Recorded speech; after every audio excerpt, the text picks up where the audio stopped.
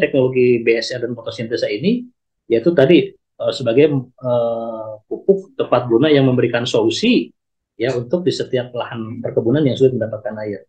Jadi kita hanya membutuhkan satu tangki saja 15 liter untuk 100 sekitar 140 pohonan lah ya.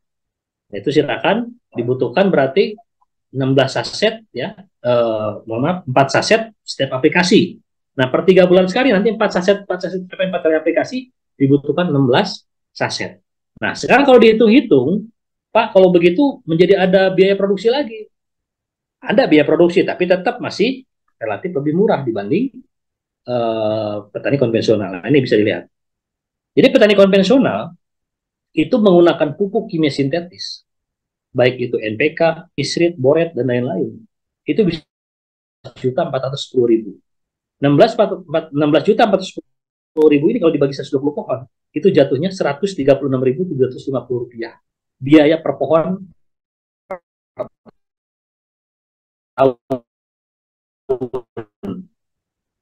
ada juga yang tembus sampai 105 petani konvensional yang menggunakan. Nah, yang menggunakan pupuk BSR dan fotosintesa, ini kalau misalkan kita hitung, dibutuhkan 4 saset per pohon, ya, per tahun dikali 120 pohon, dibutuhkan 480 saset.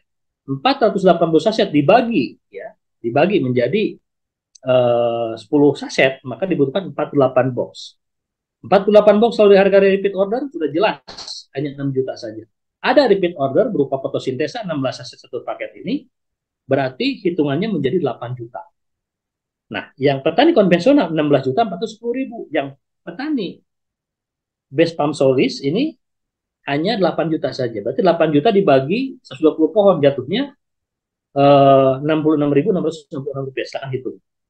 Nah, berarti di sini tetap ada efisiensi biaya sampai 50% dari 16.410.000 ini. Nah, maka tetap kita di sini ketika mempromosikan produk BSR dan fotosintesa ini tetap masih ada efisiensi biaya. Makanya penghitungan efisiensi biaya ini kita harus kuasai. Dan setiap lahan ini berbeda-beda. Ada yang 140 pohon, berarti kebutuhan BSR-nya dan fotosintesanya berbeda lagi ya. Tadi tergantung. Kalau ini kan kita ambil yang 120 pohon supaya gampang hitungnya. Nah, pembanding inilah yang menyebabkan ya tadi para petani konvensional ini beralih lah menggunakan produk petani PTBS. Karena dalam pengaplikasiannya cukup praktis, kemudian adapun pengaplikasian kocor fotosintesanya pun cukup praktis. Karena satu saset ya ataupun 4 saset kita buat menjadi 14 sampai 15 liter air. Nah, itu 100 mili per lubang BSR tadi. Jelas ini sudah sangat praktis sekali kalau diaplikasikan. Ya.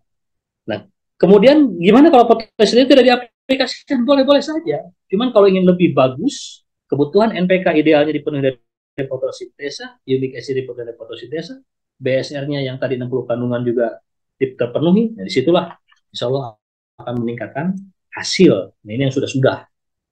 Nah, Pak boleh nggak menggunakan foto eco farming premium dan original? Boleh-boleh saja. Yang penting tadi pengadaan airnya jangan dibuat ribet.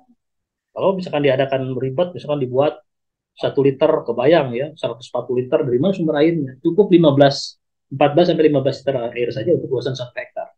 Jadi setelah dari 20 cm pangkal pohon kita buat lubang, BSR disimpan, kemudian disiram menggunakan fotosintesa 100 mili per lubang BSR tadi, setelah itu tutup, tunggu 3 bulan ke depan. Nah, ini insya Allah jauh lebih bagus. Kemudian Bapak dan Ibu yang sedang mendampingi Demplot ini pun harus kita ya sebagai mitra PTBS harus mendokumentasikan. Karena banyak sekali fitnah ya, dianggap tidak ada khasiat, tidak ada reaksi, padahal tanaman sudah jauh lebih menghijau, vegetatifnya jauh lebih bagus, yang sebelumnya tadi tanamannya menguning. Ya, terkadang karena tidak sabar, buah belum muncul, kemudian menyimpulkanlah macam-macam. Nah, itu harus dipahami juga. Makanya evaluasi untuk produk BSR dan fotosintesa ini paling cepat itu 1 tahun. Ya, 1 tahun. Karena kalau kita mengujikan dulu pupuk PTBS yang dulu eco farming kita ujikan di pusat ilmu kelapa sawit itu membutuhkan waktu 2 tahun justru lebih lama lagi. Nah, inilah sebuah edukasi Bapak dan Ibu semua. Kita bercerita tentang ini ya kelapa sawit.